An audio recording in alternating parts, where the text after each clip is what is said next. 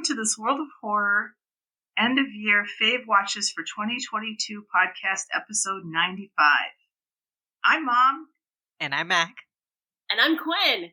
This is the podcast where we recount the watches that we most enjoyed or didn't this year. WoHos! This week, we thought it might be fun to look back at our Fave 6 watches of 2022. This isn't a traditional ranking of the movies and TV shows from last year's show. We just want to share those shows and movies that we most enjoyed watching.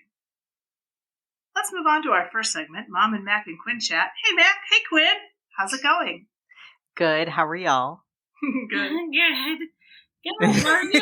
Good, I had a nice week last week. My boss let me go early on Friday because we had kind of a long week. Like around 2, she was like, you always get here really early. Well, get online really early. You can go home. I was like, oh, I never know what to say. I'm always like, thanks. Bye. So that was nice. And let's see. Right now, Branwyn is laying in the sun. So, I mean, what more could I ask for? That's my view. That's pretty good. That's a good view. I don't know what else you can ask for. I think you've got it made today. Yeah, I think so too. There's this trend on TikTok and Instagram. It's like, show us your favorite view from 2022. And I was just waiting for someone to just like show their pet. And yeah. It happened. I mean, if you look at my camera roll, that's it. It's just her. Yeah, mine too. It's just like Rosie and different angles of Rosie and then old memories of Rosie and Harvey and yeah. I really like the pictures that you take of Rosie though. I don't know what it is about your pictures, Quinn, but they are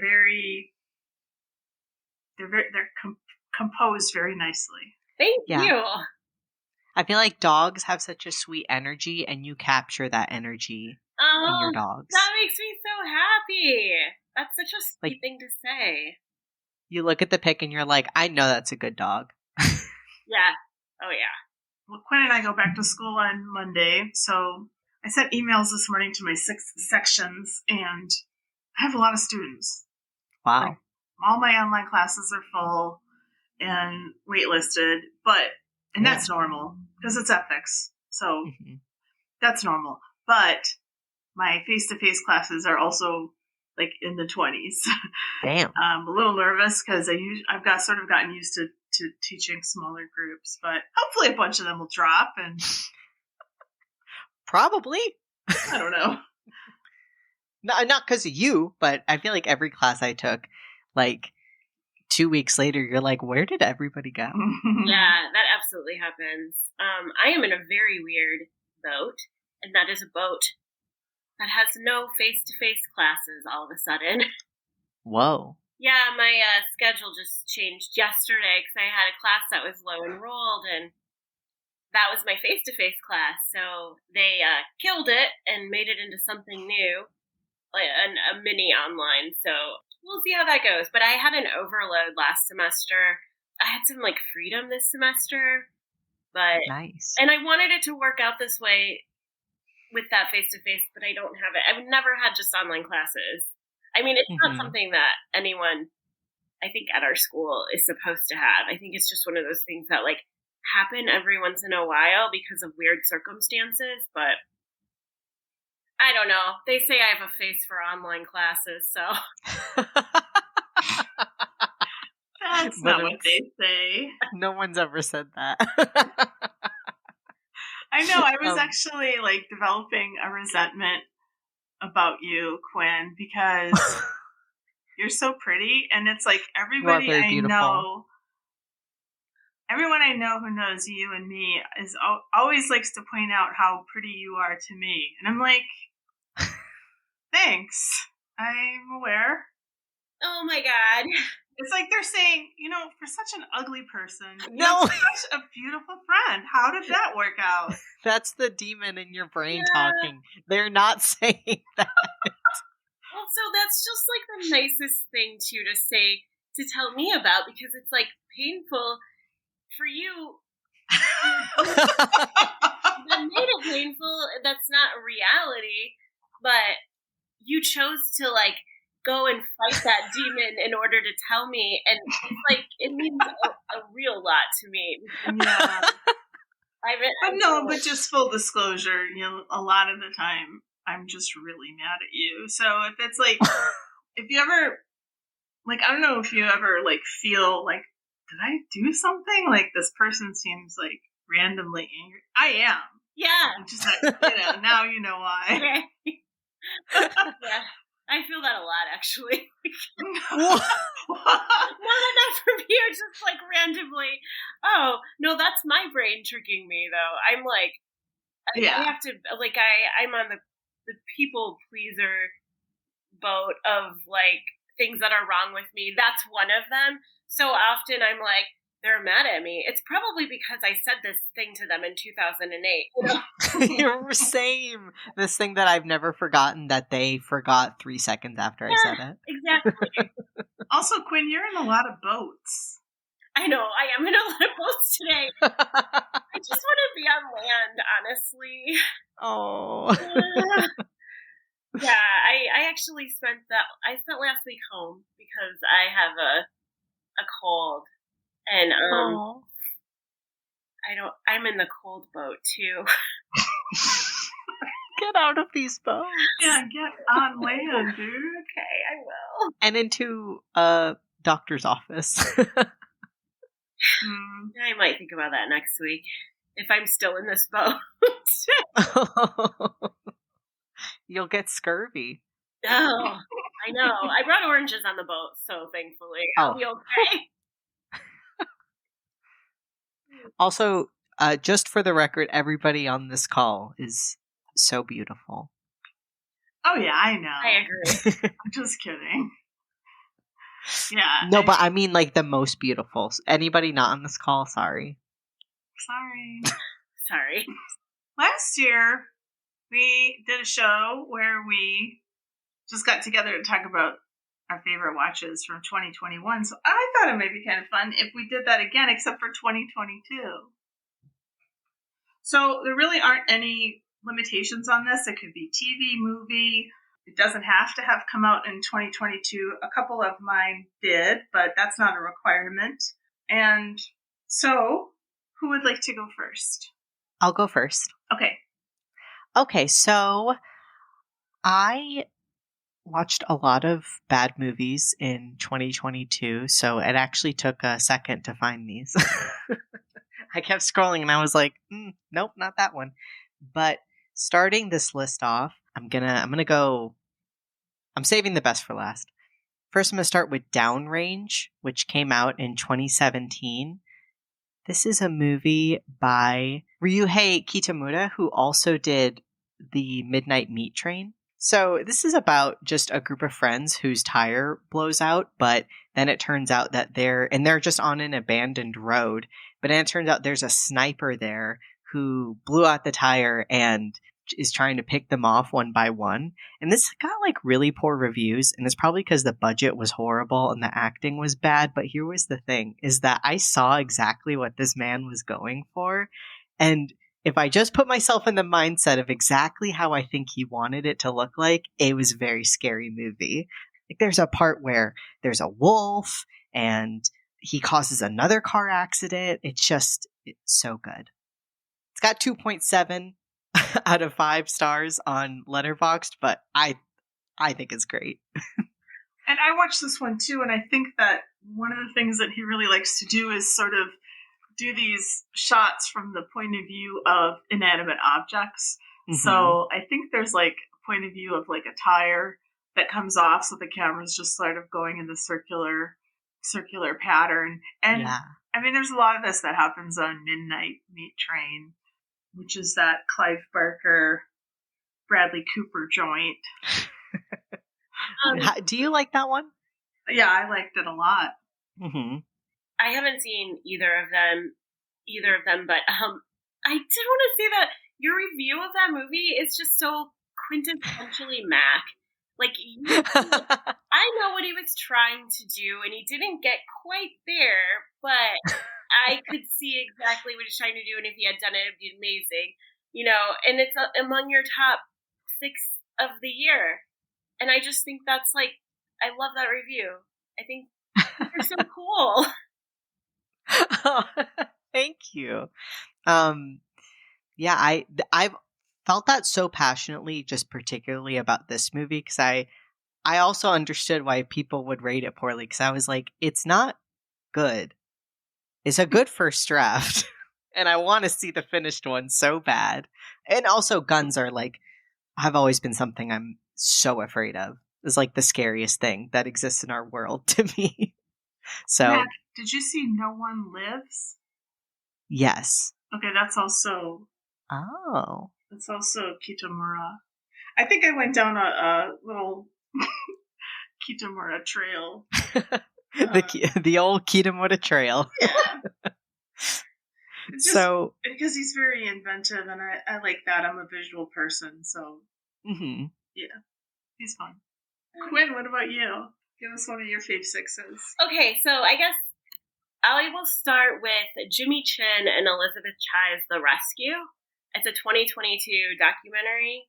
I saw it, 2021 documentary. And I saw it this year, and it is concerning the 2018 rescue of the Thailand soccer players in the cave. So since this film, there's been a feature-length film, a narrative film, and then I think a series on it as well. But this was the first film to touch on it, and I think that they did it in such a unique way. Have either of you seen this one yet? No. I haven't seen it yet. Okay, so these are the people that did. Let me just make sure I'm getting this right. Oh yeah, Free Solo. That was the film that won Best Doc a few years ago, and then they did Meru. So they do these like pretty adventurous documentaries, like climbing, things like that. So this is a little bit of a different path, but they did this in a very cool way that made me think so much about the definition of documentary and what it should entail and what it is, because so much of the film is made up of reenactments, but the reenactments, they trick you to think that you're actually seeing all of these things unfold. When once you get to the end, you're like, they're clearly reenactments, and you understand that. And then part of me was angry at first, but then another part of me was like, give it another shot, watch it again. So I kept watching it, and it's very uplifting, by the way. It's a beautiful story of how sort of the world came together to help these kids who were stuck in this cave, and then found these sort of heroes in these average, everyday folks that just had this, like, were able to be cave divers. This was their hobby. But, you know, regular people, even rescue people, they couldn't do this type of thing. So it had to be these specialist hobby divers that saved these kids.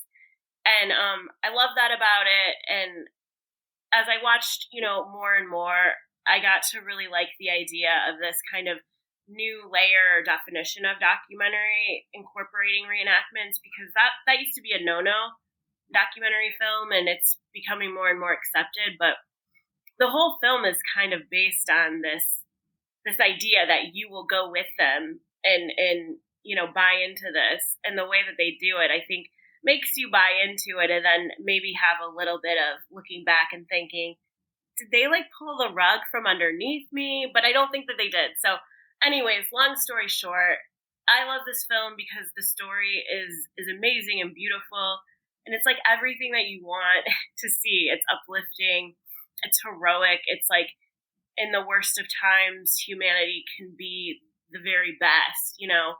But then it's also done in a pretty unique and technical way that I think just makes a viewer kind of take a step back and reevaluate what they think of you know, of documentary in general. So that's my first pick. I hadn't even heard of it, so yeah, that's a great recommendation. Right now, so it's very good. Mm-hmm. It's worth your time. It's just beautiful. Mm-hmm. Did you teach it, Quinn? Yeah, actually, I did teach it in the spring, and I had so many problems with my film class in the spring because of the room. And so the last 10 minutes, the power just cut out in that room completely. No.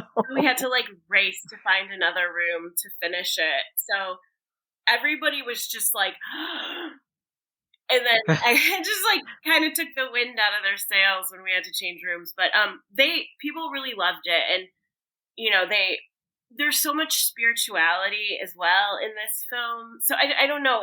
There's something that I think I don't usually show films like this. This one kind of does a lot, and it really fills in the holes of places that I don't touch in my class. And I loved the reliance on the spirituality too, because students like to talk about that a lot, and I would like to give them a chance to do that. But, you know, so this was a good way. My first one is one of the last movies that I saw last year. It's Glass Onion, A Knives Out Mystery. And as you both know, the first Knives Out movie is sort of comfort food for me because I don't know how many times I watched it. Sometimes I would just like put it on and it would just like run in the background. There are just so many things I love about it. I think the script for the original movie is better than this one. But I love it that Rian Johnson is doing this project where he's sort of reviving these, you know, ensemble casts of amazing actors in this kind of old style, you know, mystery. Mm-hmm. I grew up on those, and so it's really nice to see somebody who loves that genre as much as me and who is so talented doing these kind of movies. So I guess the next two, or maybe the next one at least, has been contracted. Netflix has already, commissioned the next one. Johnson has said he'll keep doing them as long as Daniel Craig will appear in them, and Daniel Craig said he'll appear in them so long as Rian Johnson keeps writing them.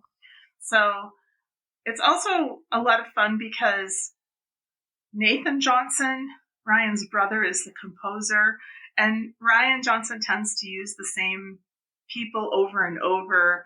One thing I learned about in the trivia is that Joseph Gordon-Levitt, who he's used like in every film, is actually the voice of the Hourly Dong. No! That's so cool! Which also reminds me that Cate Blanchett is the voice of like the spider or some like crazy character in Guillermo del Toro's Pinocchio.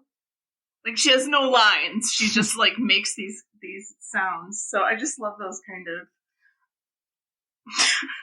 of things that people do, you know, when they have this much power and creativity going on. It's a lot of fun. It's a lot slicker than the first one. It takes place on a Greek island versus like this mansion.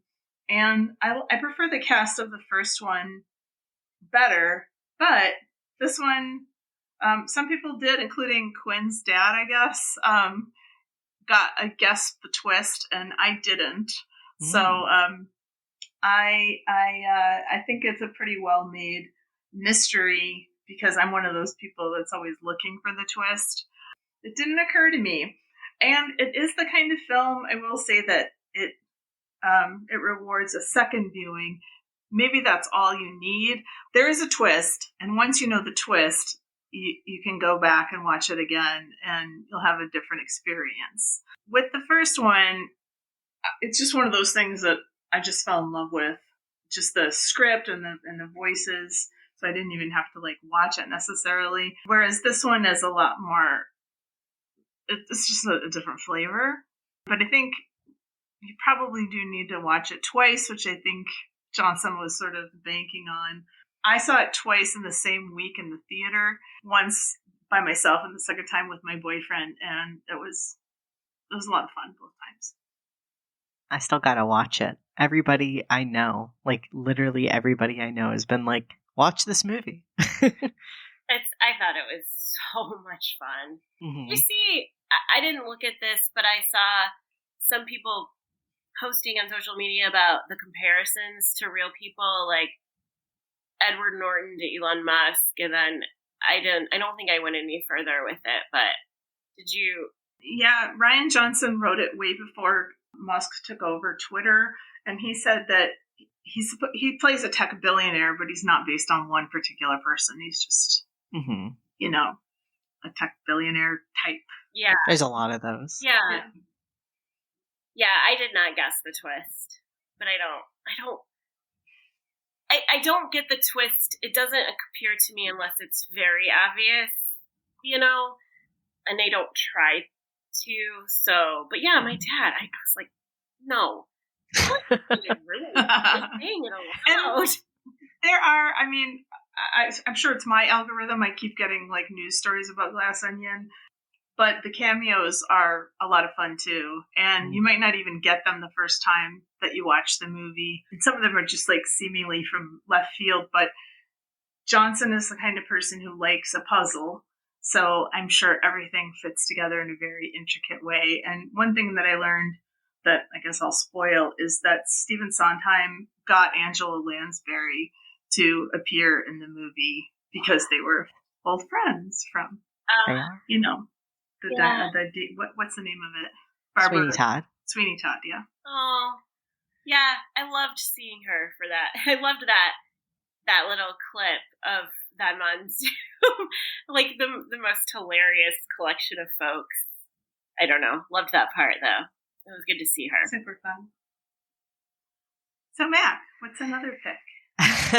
Surprising to you both, I'm sure, that my second pick is Yokai Monsters 100 Monsters. No way. It was directed by Kimiyoshi Yasuda and came out in 1968. Honestly, this is more about the experience, which is related to the podcast of watching this. But this movie was just, it led me down such a long rabbit hole about like Japanese mythology and yokai and whatnot. And then, like, I don't know. Also, I haven't watched a lot of older movies, and I think I just categorize them usually as like, well, they look worse than movies now. So then when I see movies like this and the special effects, obviously they're like not technically on the same level as ones now, but they're way more enjoyable. Like all the special effects in this movie, even though I knew that they were green screens, so much better than, sorry to diss, but like all of Marvel. Like I really think like the constriction of what you can do leads to so much more creativity, and this movie is so creative, and that is way more fun than, I don't know, some lifeless CGI, in my opinion. And yeah, like there's 2D animation in this. There's prosthetics, or not prosthetics. Prosthetics and practical effects and green screens and whatnot. And I also just think the story's really fun. And yeah, and anybody who's maybe interested in looking up yokai, I recommend it, because if you then watch a lot of Japanese media, you see like the echoes of that you wouldn't know normally. Like I've watched anime basically like my whole life, and there's just a lot of themes you see, and sometimes you pick up on it and you're like, I wonder what that is. And then you just learn like, oh yeah, that's just from this story that everybody knows in this culture. And that stuff is so interesting. Like spirits are depicted more as like flames, and more so than how, it's usually like a sheet ghoul, in American like children's things, That's just cool. That is really cool. And this was your call for genre pick, and it was one of our lengthiest titled genre pick, something like old-timey practical effects. Yeah. I don't know, but when we paired it with The Creeping Flesh, which was an old movie from the 1970s, and we went down a Peter Cushing hole. That doesn't sound right.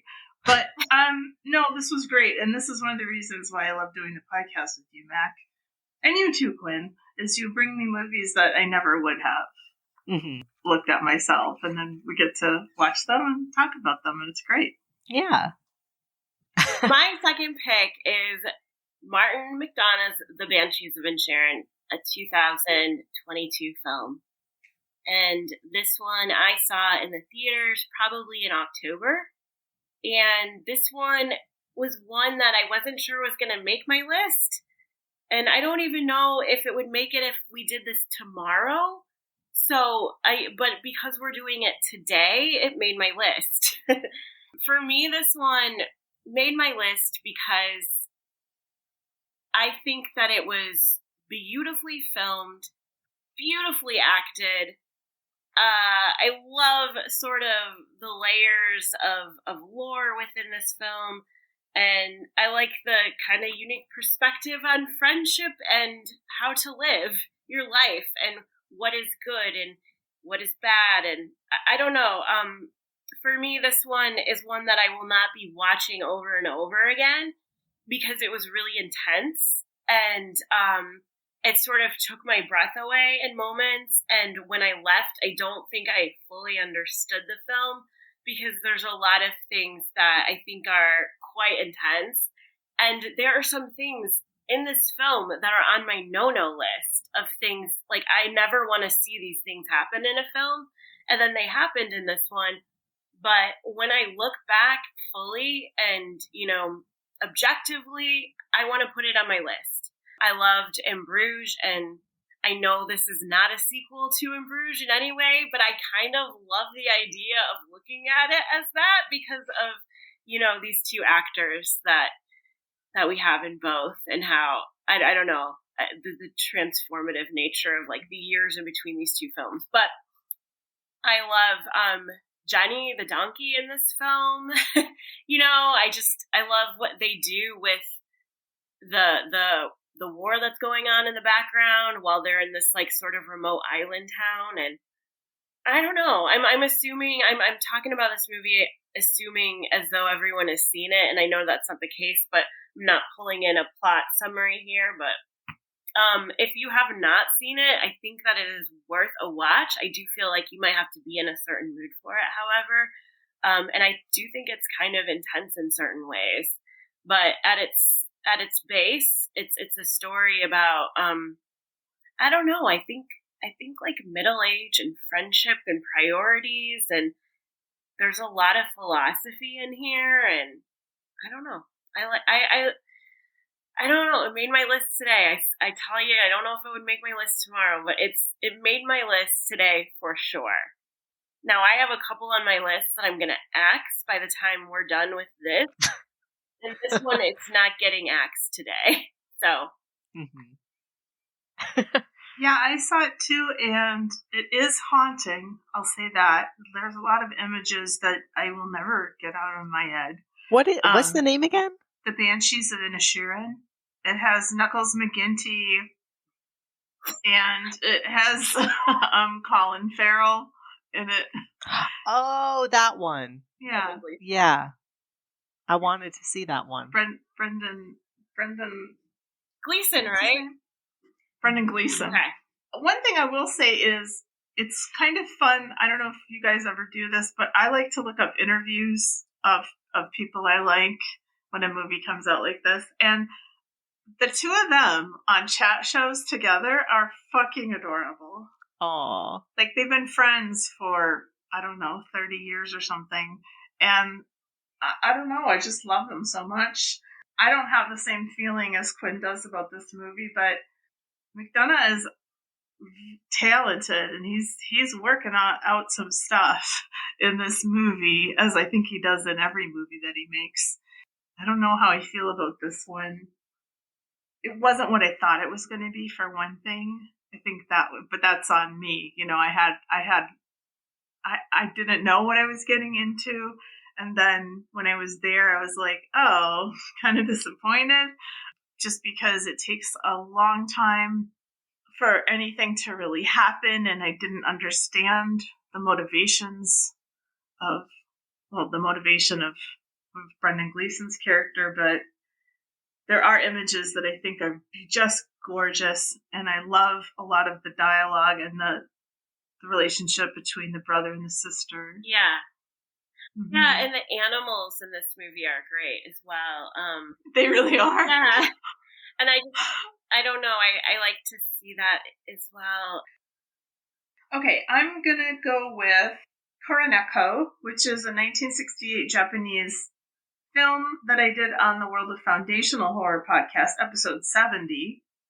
And I was just mentioning to Mac that I didn't know Shindo before I saw this movie. Now I want to see everything he ever made. I never knew that something could be so beautiful before I watched this movie. It's got supernatural elements in it. Again, it has, like you were talking about, Mac, like the limitations of the time and the technology. So the effects that are created are really creative. And I won't say a lot about it because I already talked a lot about it on the podcast, but it was one of those experiences that I had this year where I didn't know this existed, and after I discovered it, I felt like I had been given this beautiful gift of cinema, and I feel transformed by it. I think it's a gorgeous movie. Incidentally, also just personally, I looked up other people who had talked about this movie online, and I found Dismembering Horror and Pillbox Movies, who are, two of my favorite creators. So that was a nice thing that I found just in my personal fangirl life. But anyway, I would encourage everybody to seek out this movie. It's called KURONEKO, which translates to Black Cat, and it's just an amazing film. Good pick. Thanks. My next pick is going to be a movie that we are actually soon to be covering. It is the 1984 Threads, which I watched last November. My Letterboxd review literally says, "Made me feel sick to my stomach. Well done."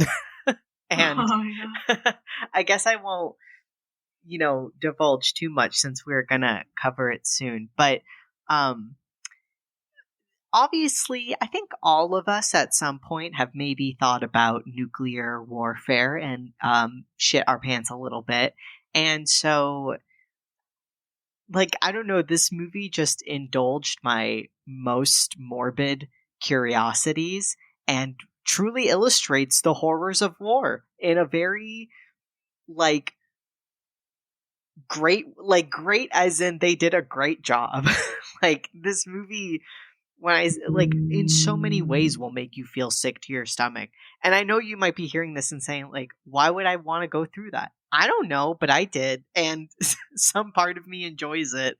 And I don't know, I remember watching Grave of the Fireflies when I was younger, and that was a similar movie of just being oh my God, this is horrifying, and also extra sad because, that's actually based on a real historical occurrence. But I don't know, I think it's also important to watch stuff like this because I think this movie is not propaganda in any way. It just is a depiction, a fictional depiction, but a depiction nonetheless of what would happen if nuclear warfare happened in England. And that's all it is. And I don't know, if you're morbidly curious like me, I would recommend you watch it. But again, be wary that it will upset you, but that's the point.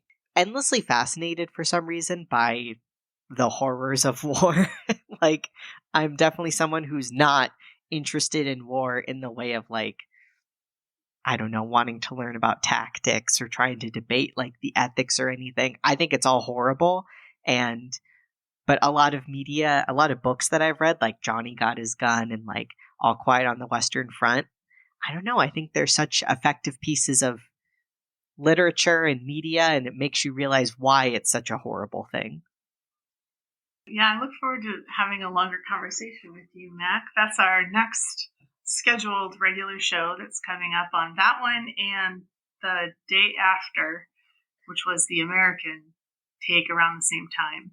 So, yeah, I commend you for going down this road. I'm uncomfortable. It was rough. I mean, Yeah. Like, when I did get, like, legit nauseous watching it. Like, it's sickening. And yet... Okay, so my next pick is Paolo Sorrentino's The Hand of God. This one came out in 2021. I just watched it this year. It's on Netflix. It just went straight to Netflix.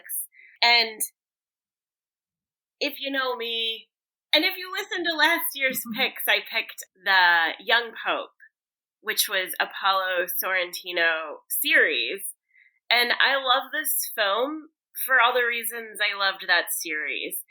I think his work is whimsical, magical, and it's like a world I wanna live in. And sometimes when you do watch a lot of, like, I watch a lot of documentaries, and I end up going down sort of some sad roads as well, like with films that, you know, I'm into the idea of, and then the reality of it is a little bit harder to deal with. So when you do watch films like that at times, and then you look at something like his The Hand of God, or, you know, really any of his work that I've seen, it's this one especially, it's a coming of age story, and it's supposed to be very similar to his life growing up in Naples, and it's just gorgeous. I mean, there's some tragedy involved as well, but as there is for any coming of age story, because there has to be that tragedy in order to shape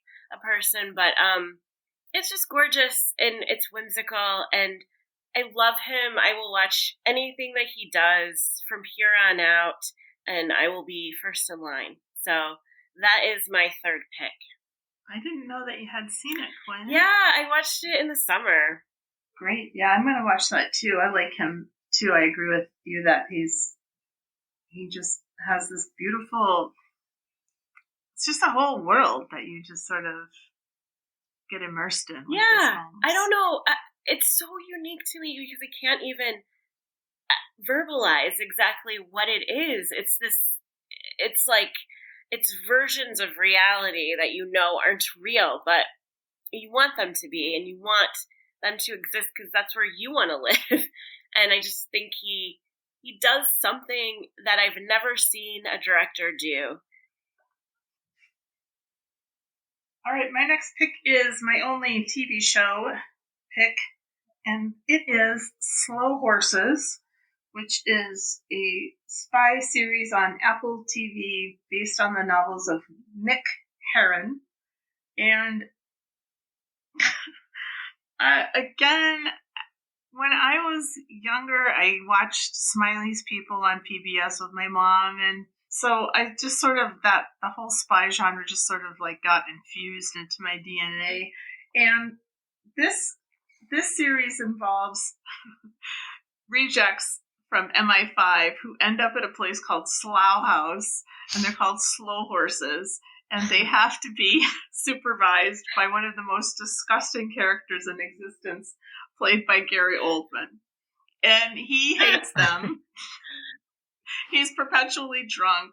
He's perpetually farting.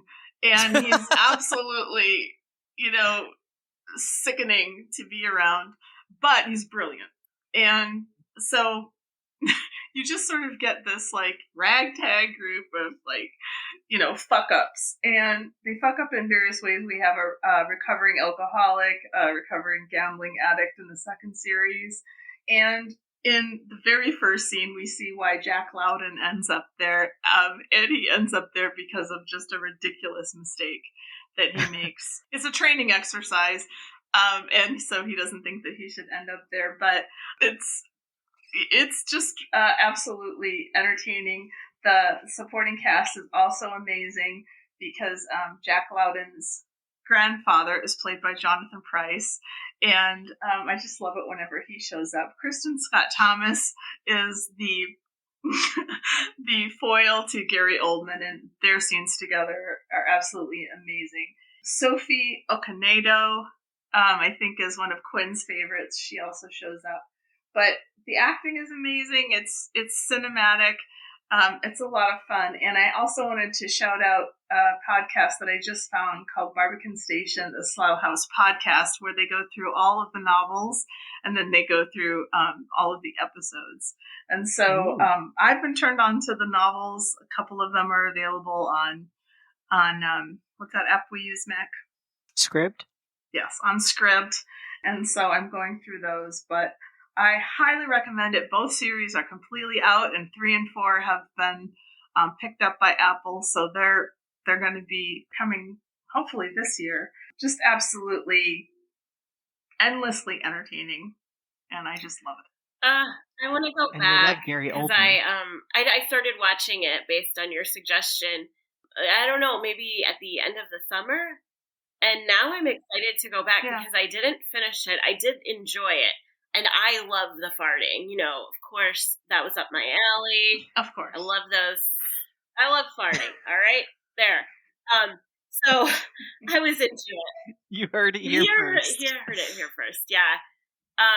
So I'm excited to go back into it. And also, I want to say, how great is Apple? Like, I'm sorry, but they are doing really amazing things. I've never had Apple TV.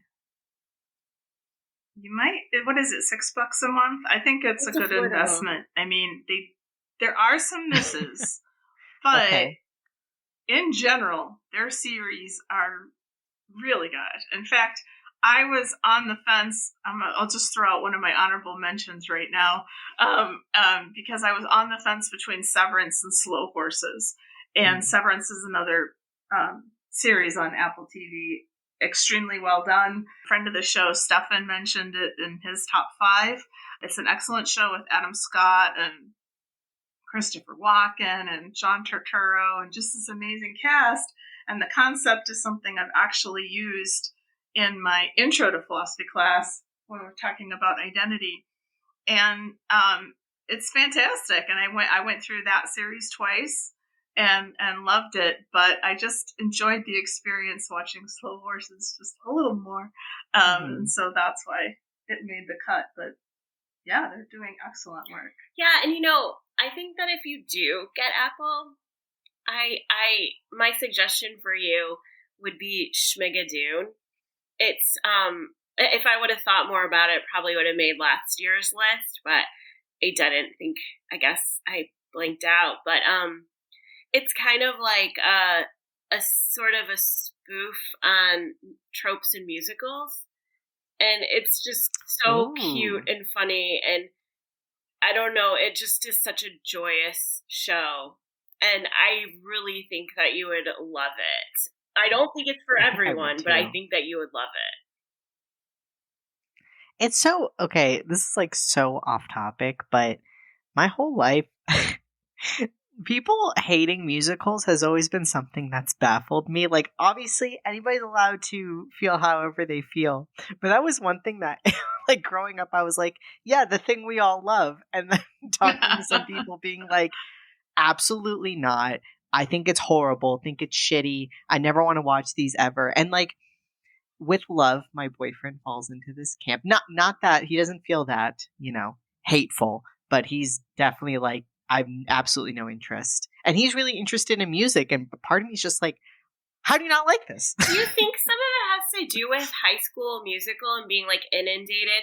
Because I feel like, I don't know, in my generation, it still was like, we all love musicals. Of course we love musicals. But I don't know if something happened in between me and you, and I think it might have been High School Musical. I don't know. I'll tell you what.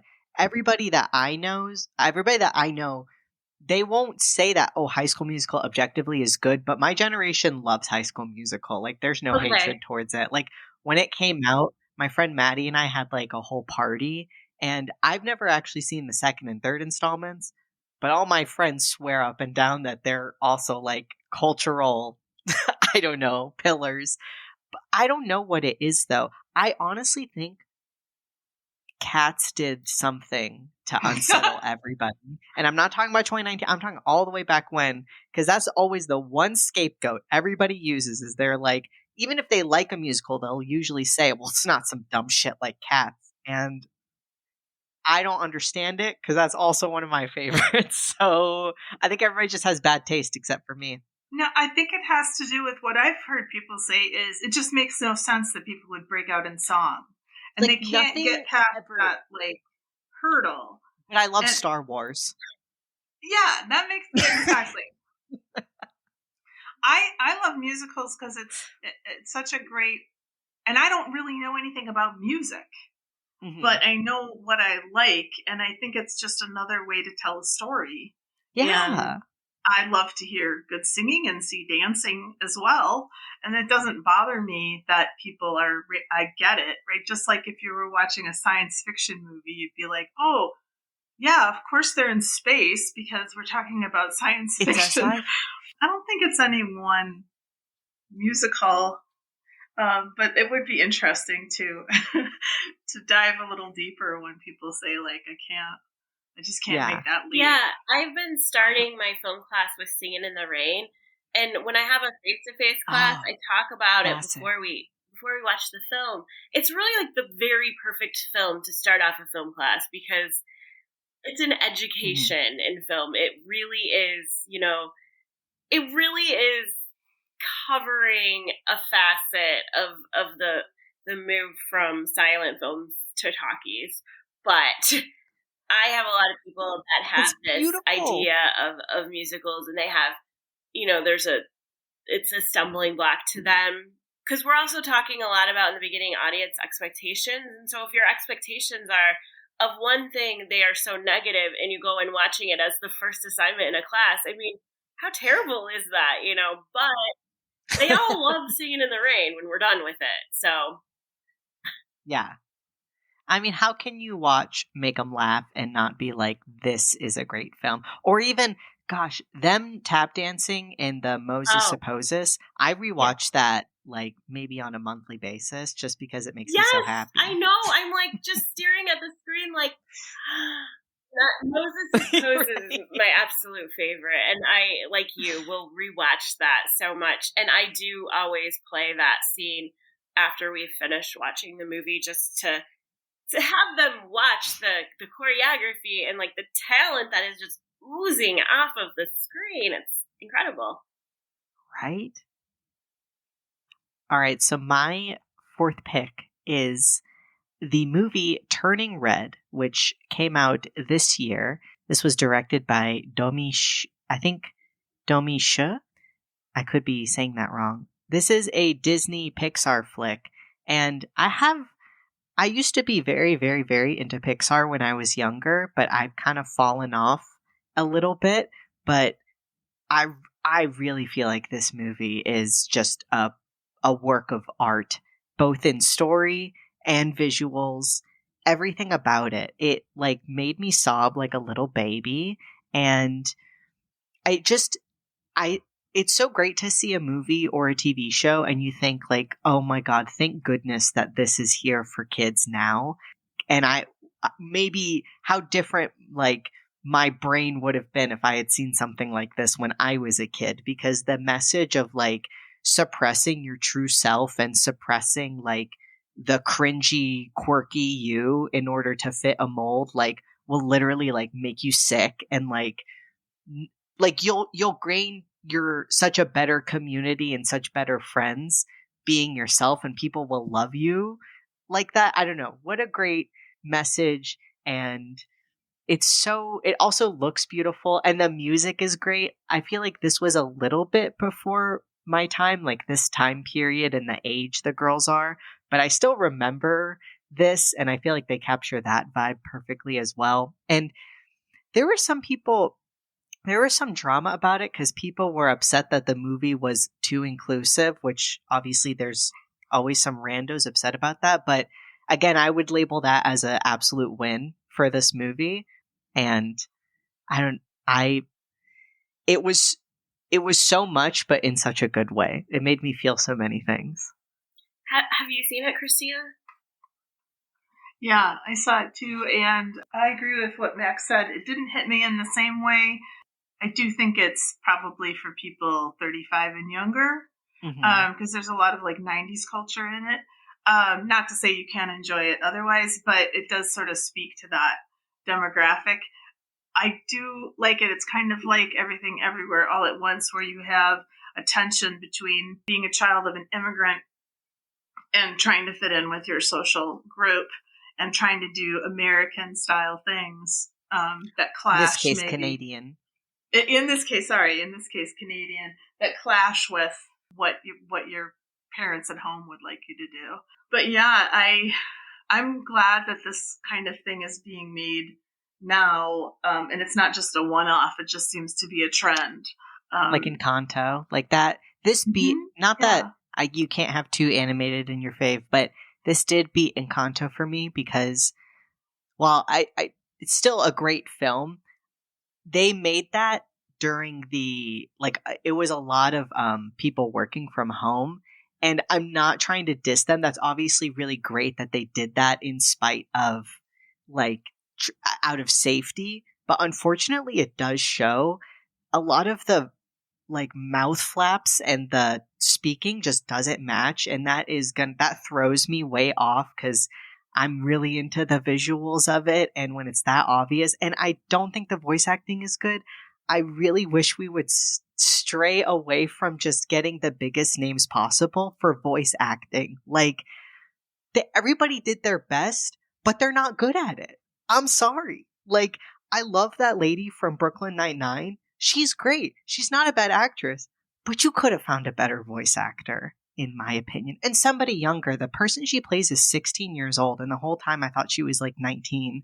Anyways, I think this kind of edges it out, but both are still really great movies talking about generational trauma and working through that and trying to both understand why your parents are the way that they are while also trying to repair that and both get to a better place.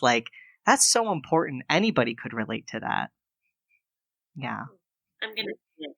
Would recommend if you haven't seen it. I'm going to see it. You will cry, though. Yeah.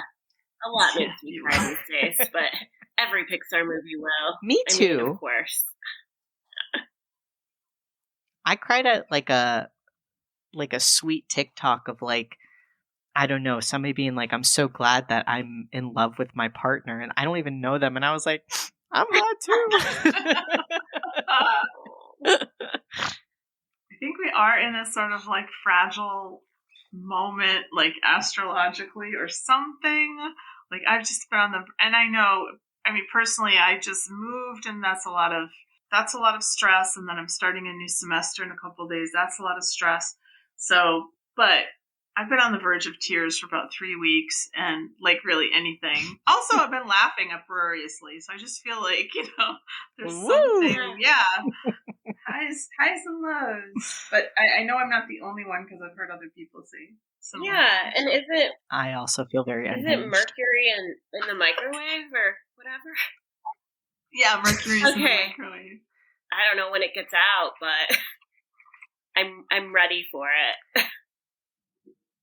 Let's see. I'm looking up. Why wouldn't you just say it? Actually, that guy that I send you Instagram things, Quinn, the meditation, didn't he say Mercury's in retrograde? And he had a whole meditation about dealing with it. Thank you for curating my Instagram videos, Christina. Oh my god, it's so great! I'm so happy. It's like you know me. I do know you, and I do the same thing for a Mr. C, and they're completely different. I bet. So, I'm spending a lot of time on Instagram. They're like gifts. Yeah. Did you find out when we get out of it, Mac? January 18th. Oh, jeez. So you got a little bit more time. Hang in there. Dang. All right. Well, Quinn, what's your fourth pick? All right. Pick?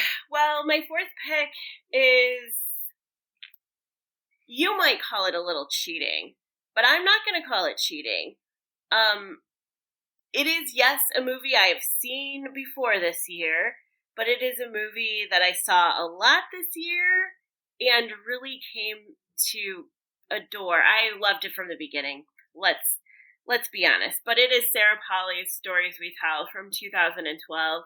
And I actually took a documentary class in the spring of last year, and it was so great. But, in the end, we could do a project on tying different things, different films together. And one of the films that I connected with other elements was Stories We Tell. So I had to really watch it over and over again. And it's a film, it's a personal film for her about her family and just her mother and stories about her mother. And then, some mysteries come to light throughout the film. But really, she's just asking these basic questions to people in her sort of inner circle, and she's getting some different answers. And I just love the way that she did it. I think it's beautifully done, and I think it would be a very difficult task to do with people who you are so close with. This is another documentary that had some reenactments, but they were more obvious than The Rescue. Just a connection there. And the other thing I want to say about this one is that it's kind of like I'm really revving up to her new film called Women Talking that's out in a couple of days that she directed.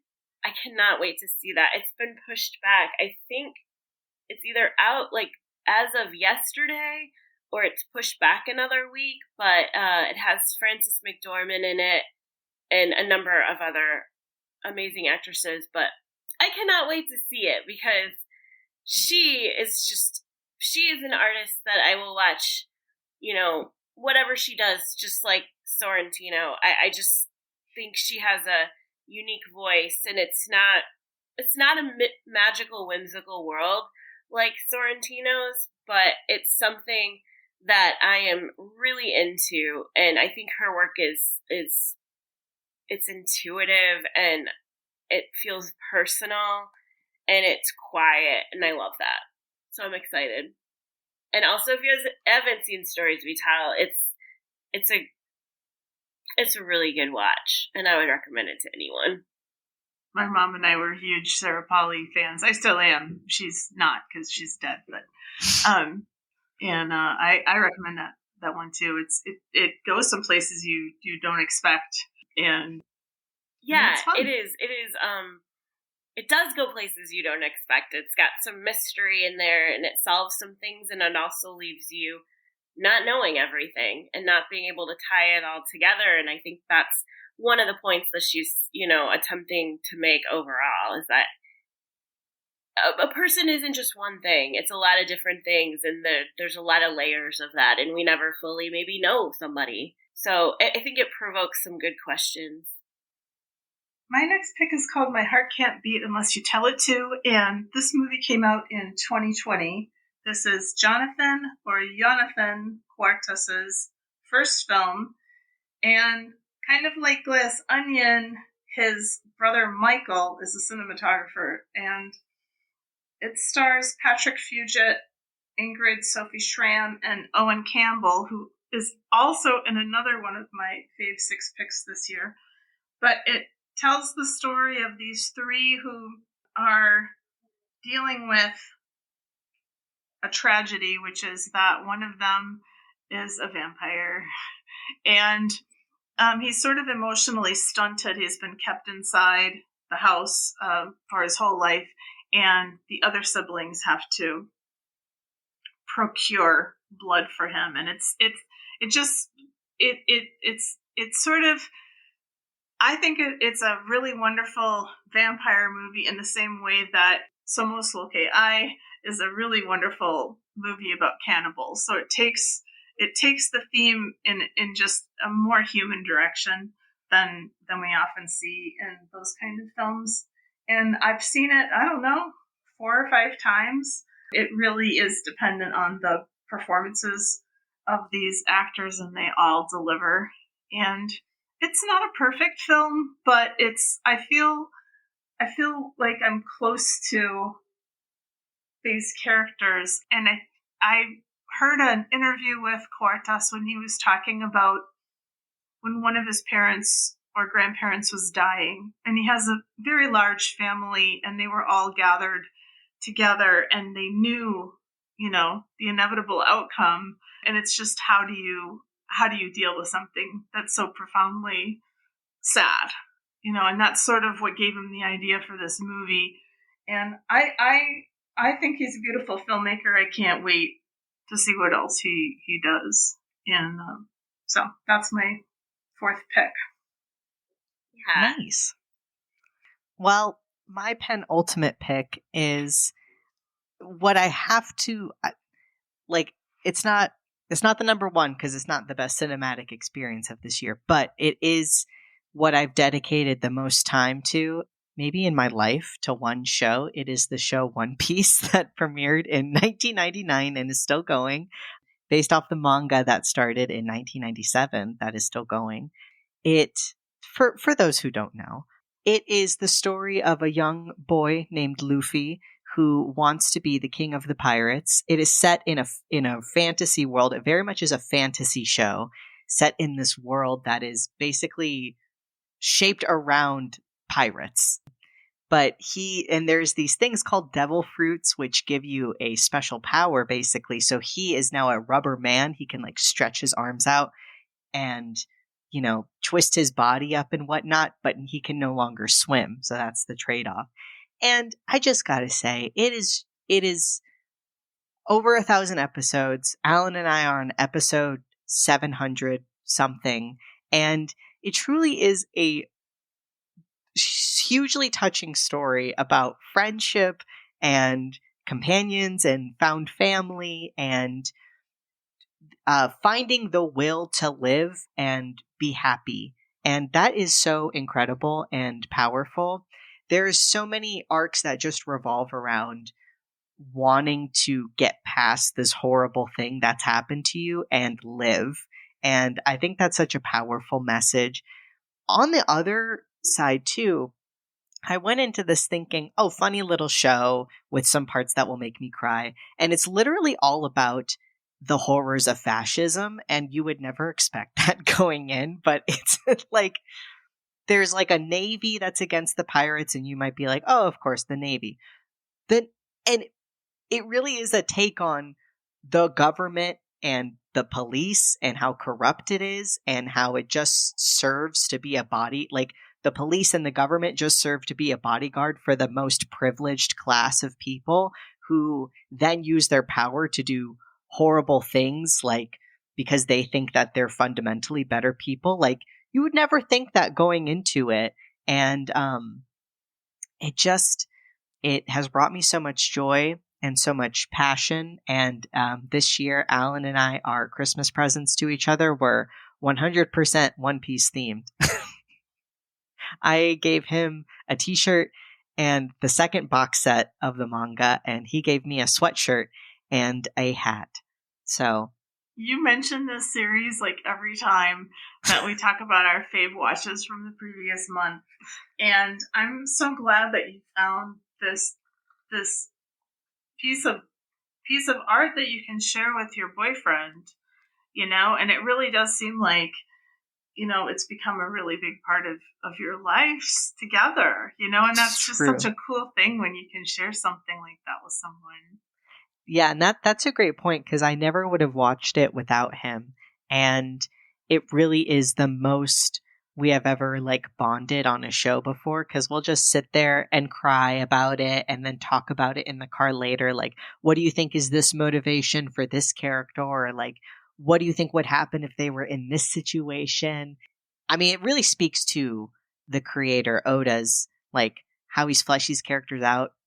Also on the art side, it has given me so much inspiration because this man is so good at drawing. And I'm also reading the manga now, and it's just I just get blown away by it, because something I love is anatomy, but not trying to do one-to-one realism, trying to make a cartoony character, but have anatomy that makes sense. And that's one of the hardest things to capture. I mean, it's why when they teach you in art class, you have to learn the realistic stuff before you can do the Picasso stuff, because you don't even know what you're referencing yet. And this man does it so well, and I'm just so inspired because he started the manga around my age, and I just think that's crazy. What an awesome person.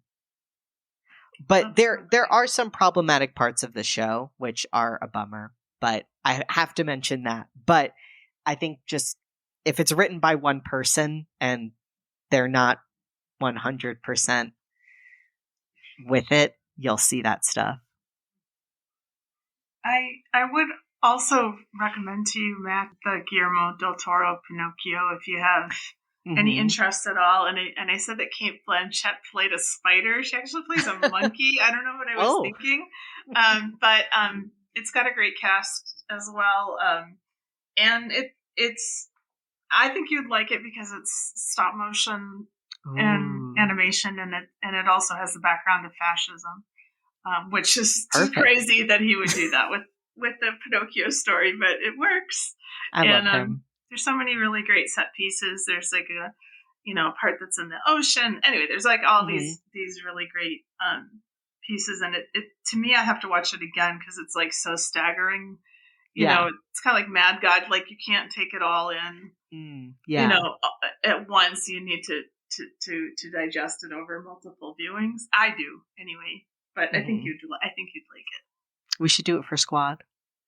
Okay. Squad Revival. I'm going to have to tell you that I can't do Pinocchio. Oh. Okay, that's fine. Totally fine. It's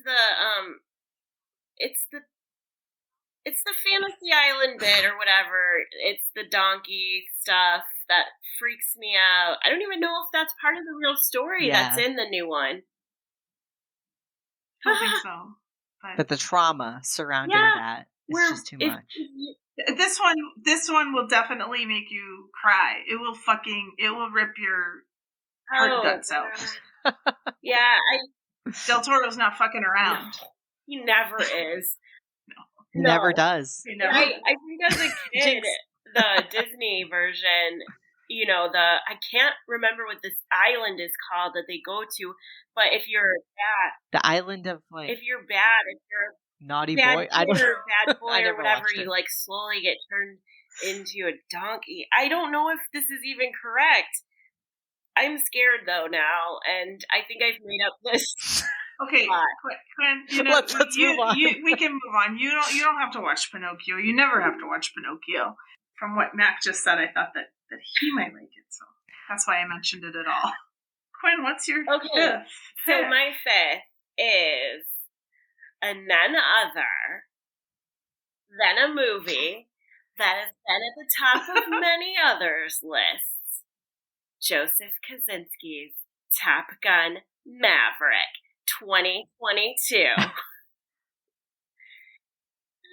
Now, can I say anything new about this film that hasn't been said? No, probably not. So will I struggle and try to? No. All I will say is that I loved this film and I had so much fun watching it. And yeah, I am a Tom Cruise fan. And yeah, this was something I was going to end up watching. But I got pushed back so many times that I forgot about it and no longer cared. Then I found myself in a theater watching it. And oh shit, it was fun. It was so much fun. I love me some Miles Teller. I love me some Tom Cruise. So yeah, it is really that fun. And if you haven't seen it, you should, because it's fun. And it's an experience, and it's not typically one of my picks. That would be a typical Quinn pick, but it's great. I loved it. I loved how they wove in so much of the original, and there were so many throwbacks, and you don't really need to have seen and grown up with the original to enjoy this, I don't think, in any way. But if you did, you will probably enjoy it more. I disagree with you, though, Quinn. I didn't predict this was going to be on your top 6 picks, but it makes total sense. Knowing the complete cuckoo bird bananas fan you are for Tom Cruise, and you have been your whole life.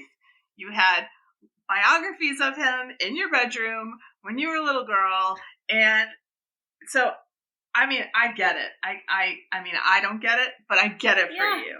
I mean, do I want to be like this? Am I glad I am this way? I don't know, but this is who I am. It is in my DNA. And yeah, Maverick. See it. I haven't watched it yet, but it's definitely a good one for me if I need a movie to watch with my dad. I feel like this is a movie he definitely... I know he loved. Also, there was a woman on the plane I was with who loved... Like, I have heard so many other... Nobody really connected, but like a slew... Like, right when I'm least expecting it, somebody will be like, I love Top Gun Maverick, so I need to watch this film. I mean, I was really amazed. It was at the top of Film versus Film's list. Wow. And those boys... And they're British. Yeah, I know, but I think Martin does have some connection to aviation. I don't know what it is. But I just meant more like, the American military. No, yeah. No, it's total, propaganda for, the American military. But I mean, that's so fun. Yeah, lots of fun. Listen, none of us are immune.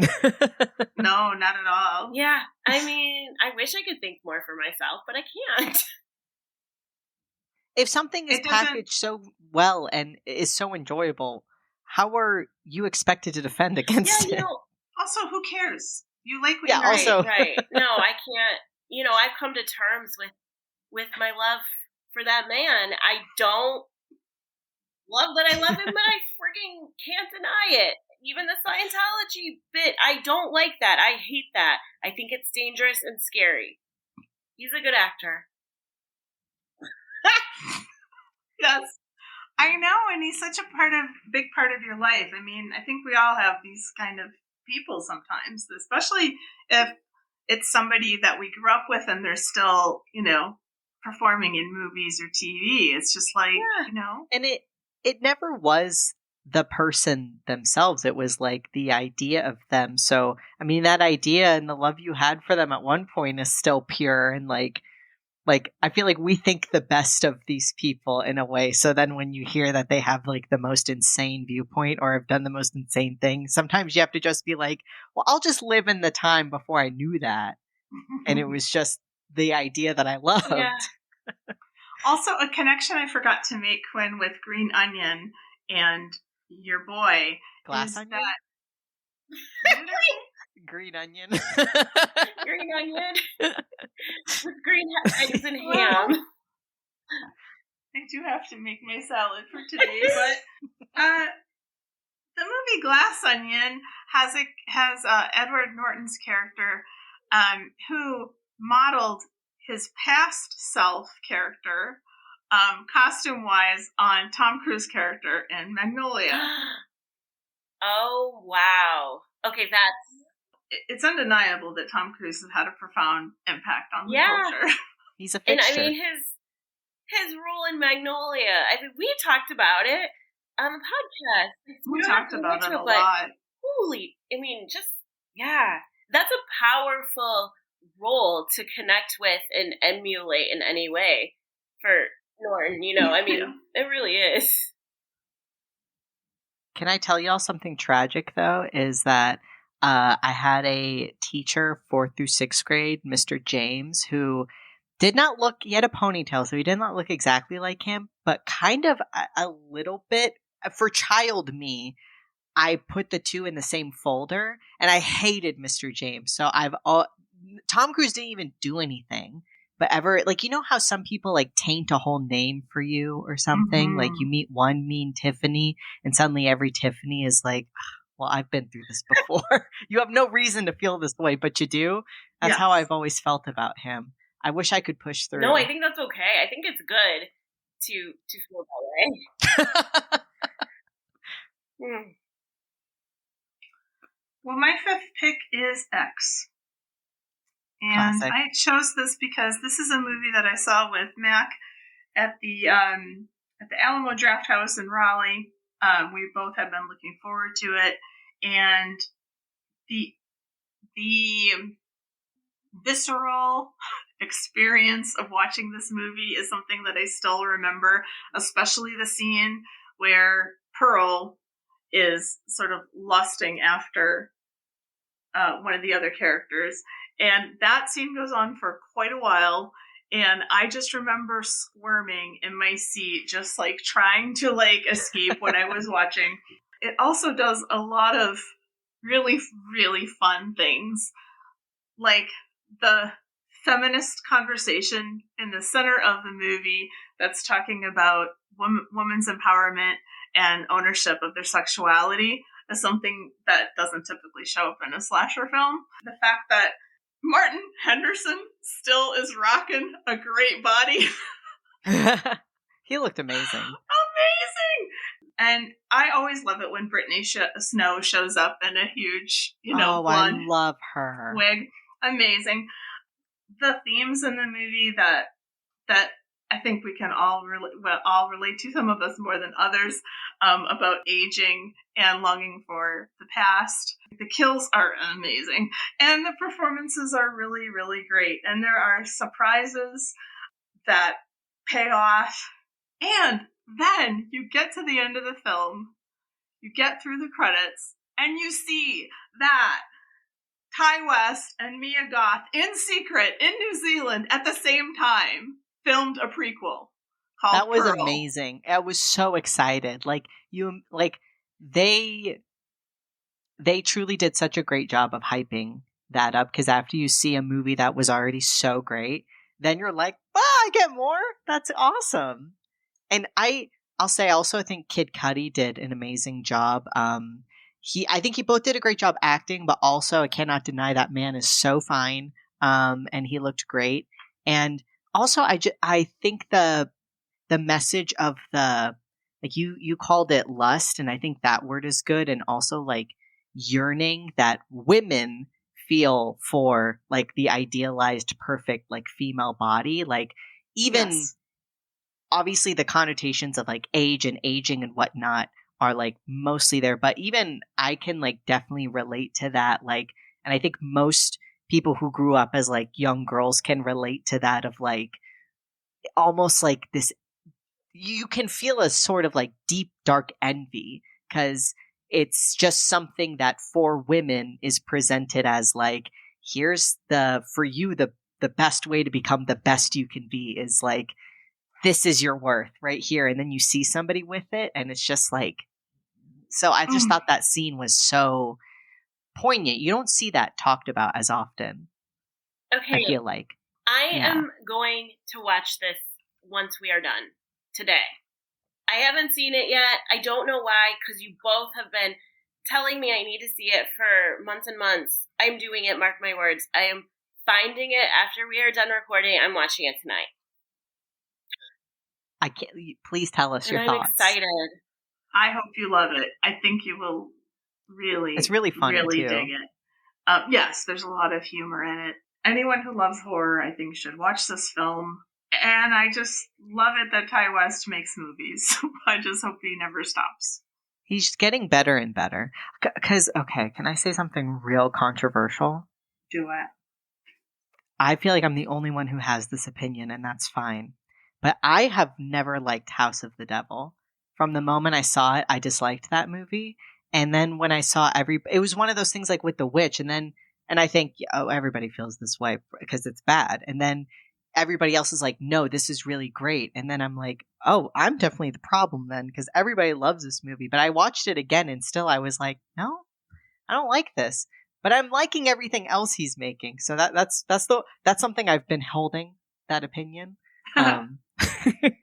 That's okay. But I think he's getting better and better. I feel like people, I mean, you don't have to love everything that he makes. I think a lot of people don't like The Innkeepers, whereas I love it, and I can't wait for you to watch that one too. But I know some people hate The Sacrament, and I don't like found footage movies, but I think it's good. I think it's good. I mean, I do think he is getting better and better. And I know that Comfort Films put Pearl and X together. I do slightly prefer X, but the other day I saw a picture of Mia Goth on that ladder with the scarecrow, and I was just So like, oh amazing. yeah! There's like this whole crazy thing in the middle of that movie where she does a dance with a scarecrow in a field. Like, And she's just great. He and she are just making art, you know, and yeah, they're just fantastically talented people. I would like to see the Innkeepers too. Maybe we should do a squad. That's okay, the squad. Let's squad it out. Ex-Pinocchio. Yeah. Yeah. Innkeepers. Well, Mac, you can watch Pinocchio when you come to visit. Yeah, yeah. But for squad. Okay. But Mac, what's your last best pick? Honestly, this was a no-brainer for me. My number one absolute best cinematic experience this year came from RRR, which also came out this year, directed by S.S.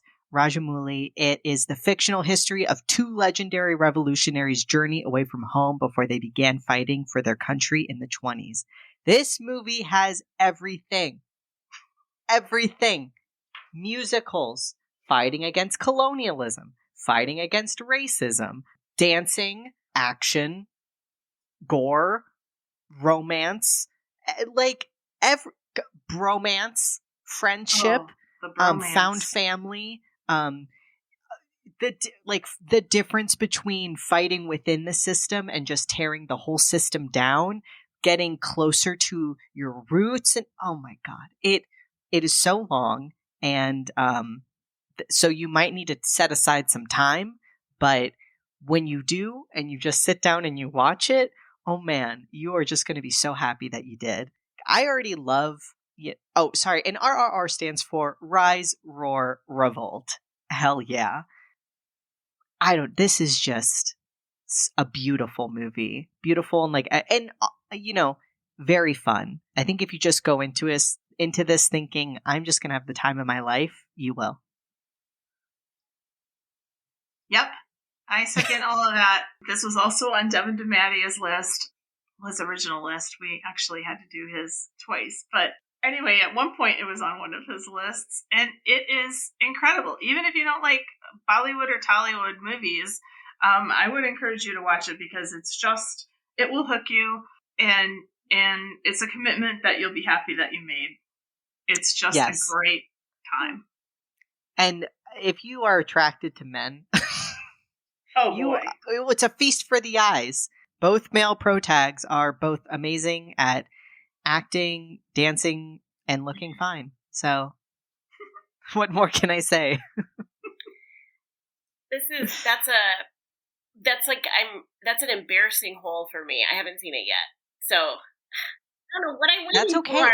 I feel like I haven't seen anything on your list, and so we'll this is cool because I'm excited about all of your picks, both of you. You know, the ones that you're choosing that I haven't seen now, I'm really into seeing. Well, what's your last pick? Okay, my last pick is a TV show that was on Apple this year, 2022, called Bad Sisters. And yeah, Christina called this for sure. This is going to be my most enjoyable pick. I found it and I told everyone about it before it was all out. So that's kind of a risk for me because, sometimes things don't pan out to be exactly what we want them to be. But everyone I told to watched it and loved it. I got my brother to watch it. I got my mom to watch it. I got Christina to watch it. I got my friend Kathy to watch it. Anyways, whatever. I got people to watch it. It's very good. I am a real big Sharon Horgan fan, and, I'll watch her do anything, I think, at this point. I'm in, and she sort of heads this cast, and I'll just read the really quick plot summary in case people haven't heard of this, because I fully recommend. The show follows the Garvey sisters, who are bound together by the death of their parents and a promise to always protect each other. And it starts with the death of one of their husbands. I mean, that's the whole show, the beginning of the show, so I'm not giving much away, but the whole show is really about their relationships with each other. And it's really powerful. And Sharon Horgan, plays one of the sisters. Eve Hewson, who I love, plays a sister. Sarah Green, Anne-Marie Duff, and Eva Brighthistle. Berthistle? I'm saying that wrong, and I'm so sorry. But it's just well acted. It's got some cool twists that I didn't see coming. I think you may have seen them coming, Christina, or some of them, but I don't think that you're very smart with that. So even if you saw it, I think it's surprising in ways. Something that I don't usually care much about is like the wardrobe. But I was like dying and drooling over every person's clothing in every episode, and that's not something I normally am provoked by in any way, but I wanted all their wardrobes. And I don't know, I think it's just an amazing show. It will make you laugh hard. It will make you cry at times. It is mysterious in that you don't know exactly what happens. You are rooting for people who are not exactly doing straight up things, and I like that. I like the gray morality of some of these characters. And I think it's thought provoking. And Christina, you and I had a number of conversations on sort of some of the morality and ethics. And I like those conversations. And I think they've already signed on for a second season. So another amazing Apple show.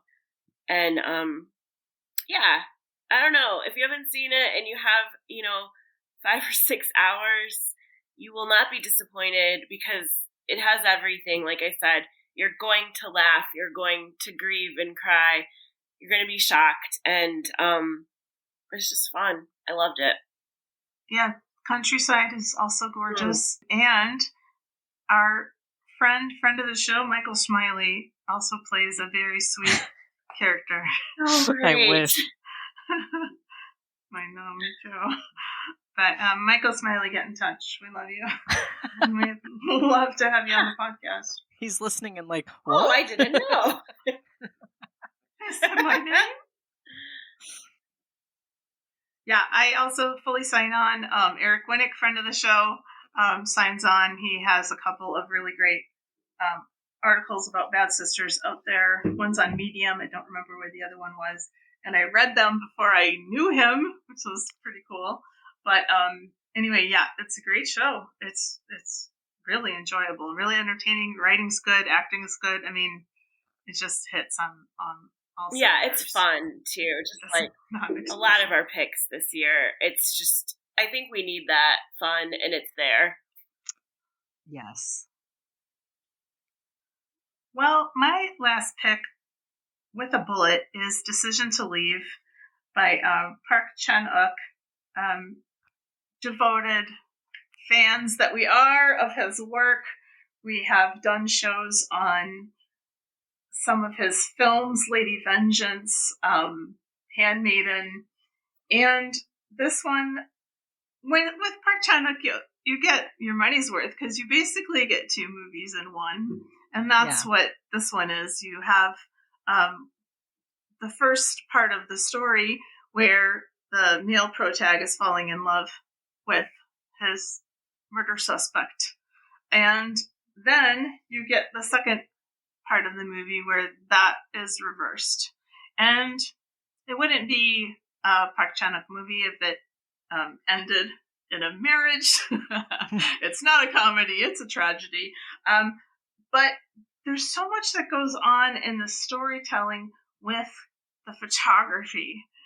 He's got tons of reflections, that's no surprise, but he's got characters who don't speak the same language, and they're using technology to communicate with each other, and he moves the focus in and out when they're passing the translator between them, and not just they're being reflected in a mirror, and their reflections are going in and out of focus.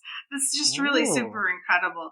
There's all this symbolism, if you like puzzles like I do, it all fits together. Even like the sushi soy sauce fish relate to each other. And then you've got the symbolism of the mountains and the sea, and you've got, all this stuff. I could go on and on, but I won't. It was directed by Park Chan-wook and written by him and also his longtime collaborator Jung Suk-young.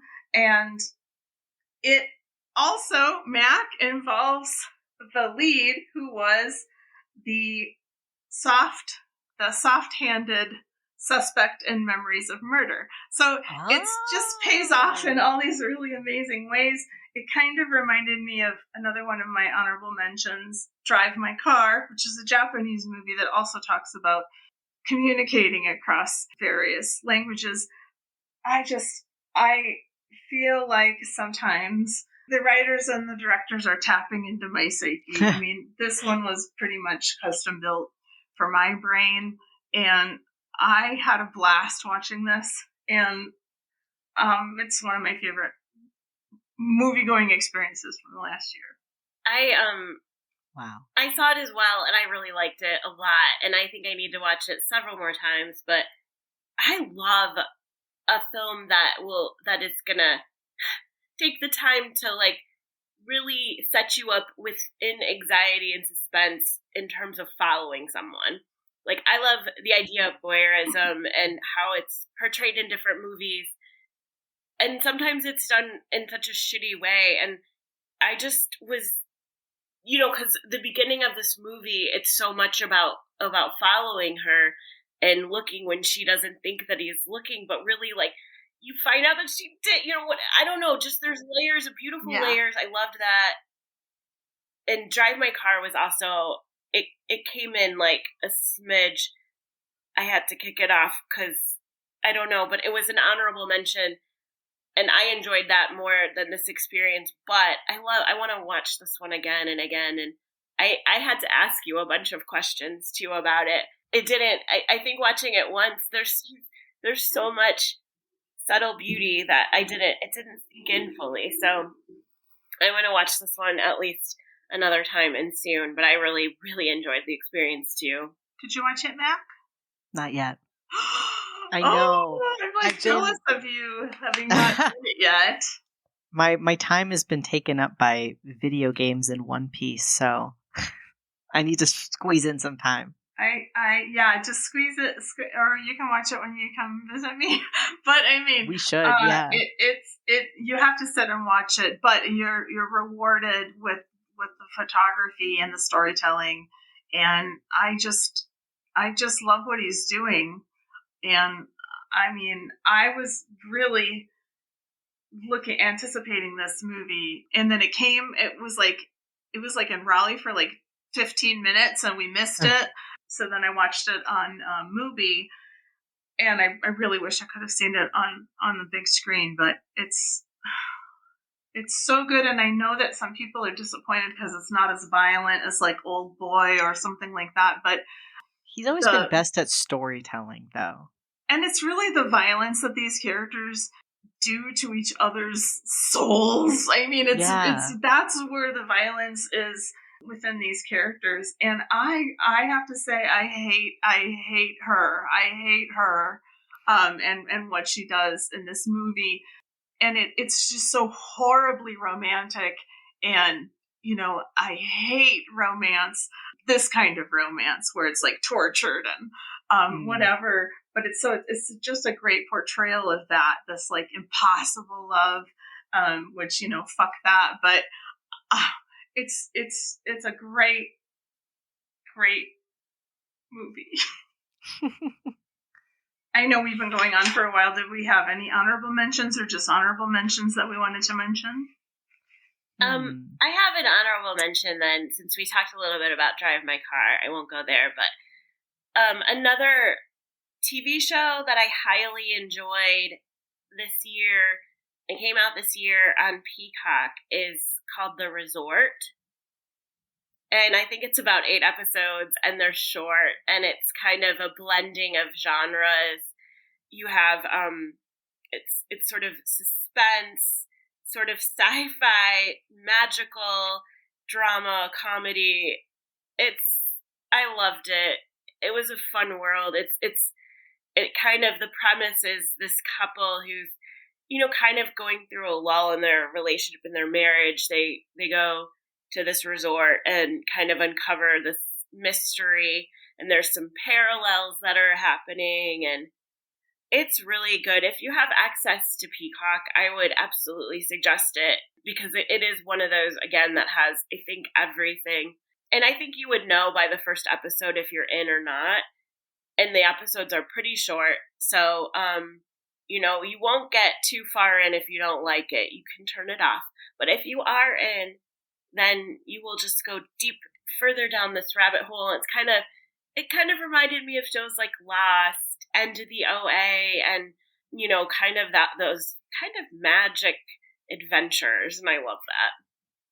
Yeah, I thought it was a lot of fun. I think, again, like, I think you really went, like, all in on the show, and I didn't go all the way in, but I did have a really great time. Yes.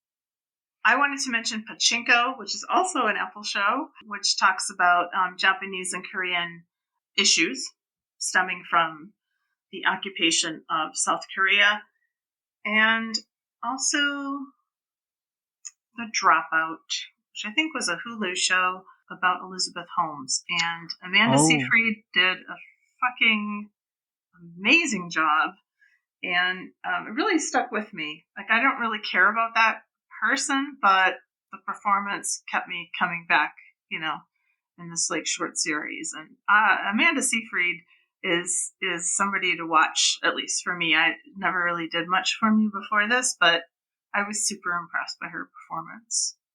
I really enjoyed the short documentary that they did on the real Elizabeth Holmes. I also don't care about her, but as somebody who worked at a biotech startup, it wasn't the exact same thing, obviously, but very similar vibes to what it seemed like they were doing there. So I felt a spiritual connection.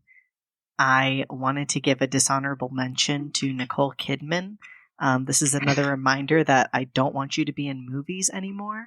I saw 2 movies with her this year that I'm not going to say ruined, but definitely took a star off. One being The Northman. I took a whole star off because of her. And before I go to sleep, that wasn't ever going to be a good movie, but she certainly wasn't helping. I don't know if I saw anything else with her, but those 2 really stick out. And I would just like to put it out again. She's been in enough movies. We can retire her now. Oh, Mac. I just don't like her. I'm fully on board with you, Mac. I'm not a fan. Once I realized she's not a good actress, I just got incredibly angry at all of the hours that I've spent watching her. And she's not good, and she needs to be stopped. And I'm with you, absolutely. Get her out of there. Oh, yeah. I want to send you the AMC commercial, too, because I feel like we've talked about that, and you have to see it. You're going to be so mad, though. Please. Christina and I watched it in her office one day for, like, I don't know, we watched it, like, 7 times. We were just walking around saying the lines. It's so terrible. It's infuriating. But I will say, God, she's great in Far and Away. Okay, that could be a Tom Cruise thing. I'm pretty sure that's what that is. People don't like her in that either, but I love that movie. But yeah, get it. I want to send you the commercial now, Mac. I will. Please. I've said it before, but I'll say it again. They/Them was an abomination. It should never have been made. I don't know what the fuck that was all about. And I saw that a lot of people on like horror Instagram were like, you know, championing it. But again, we didn't like that one that everybody loved last year, Malignant. So, oh my, you know, sometimes fucking Malignant. Malignant. But it was such a wasted opportunity, and it's just bad. Waste of opportunity, waste of my time. Yeah. I wanted to say something about They Them. I made it all the way until 7 minutes until the end, and fucking turned the movie off 7 minutes until the end. I don't know why you do that. Like, you stopped watching that show, The Dollhouse, like 7 minutes before the end, too. You're like, nope, I'm done. It makes me feel so good and superior in ways that I can't explain. I'm like, you can't stick it out for 20 more minutes. Nope. But yet you'd watch the whole movie of Old. That was one that should have earned me a spot on the Quinn doesn't get to pick movies anymore list. Oh, that movie was terrible. But, I mean, you wouldn't think so. Well, y'all were fools for it, because when you told me, when I said I was going to watch it and you were like, don't, I couldn't get past 5 minutes. So my question is, how did y'all get past 5 minutes? You paid for it. There's something, if you pay I think that's what it was. Oh, that's fair. That's fair. You have to watch it.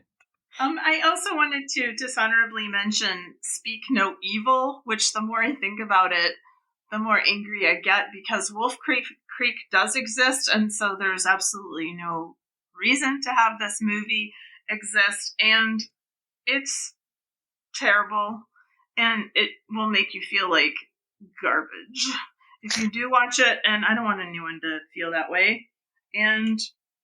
But what the fuck, man? Like, the violence that we have to see inflicted on this child is just absolutely out of pocket. And it's stupid. And it's also just stupid. And I hate stupid things. Yeah, I thought that looked good. And I said something to you and you had just seen it. And you were like, no, Quinn, this is not for you. And I just got rid of the idea. And I won't ever do it. So thank you for that. One thing that I wanted to make note of is that almost without fail, everybody that we talked to on our all-guest show chose Nope as their Fave 5 watch, and none of us mentioned it. And so I just wanted to, as we close out this sesh, see if you guys wanted to say anything about Nope.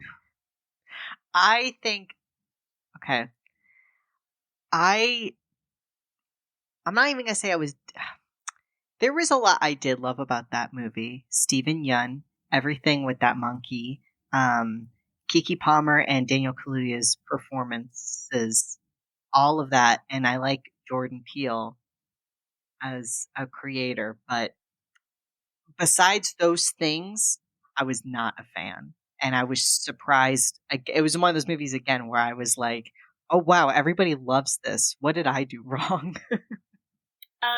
Yeah, I saw it only once, and I've meant to watch it time and time again since.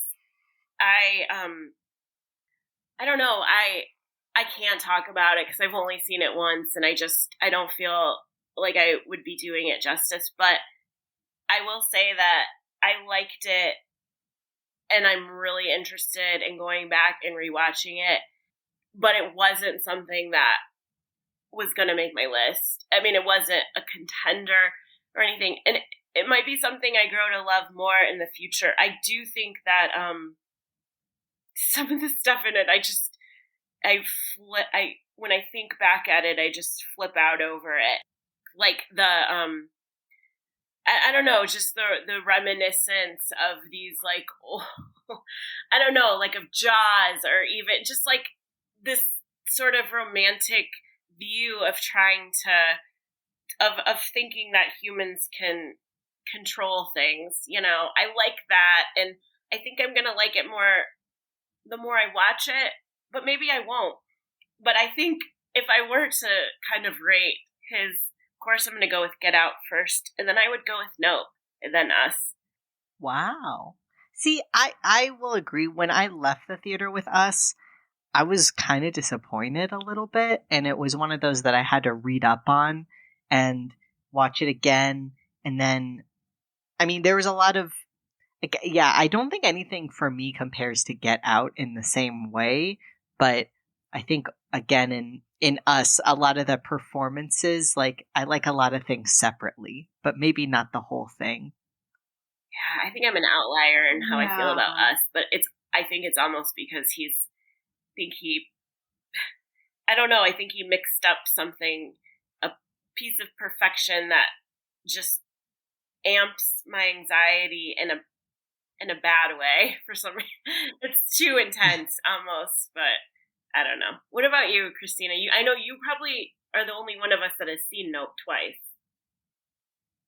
Yeah, I saw Nope recently with my fella, and I disliked it more after watching it a second time. And I think Jordan Peele is fantastically talented, and he's got a brain that needs to create things. And he does come up with some really fantastic images and connections. But I don't feel like this movie was like done all the way. And I also feel like out of the three, it cohered the least. But next time he makes a movie, I will be there. I will watch it. And I'm glad that I had the opportunity to see this movie. I'm just not bananas over it because I feel like there are just too many underdone pieces of it. In terms of characterization and in terms of connecting the themes. Yeah. So I was disappointed in that. But all in all, it was a great year, and it's been a great experience talking to y'all. Thank you, WoHos, for joining us on this bonus episode. It means the world of horror to us truly. We want to wish you a new year of health and wealth, however you measure that, and lots of fulfilling film and TV watching experiences. Please check out our Fave 5 watches from some of our friends from Film vs. Film, Drag Mitch to Hell, Scare You, and Comfort Films from episode 94. If you would like to watch along with us, next time, Mac and I will be looking at films about the apocalypse with The Day After and Threads. On behalf of Mac and Quinn, I'm Mom. Remember, we love you, and don't go into the basement.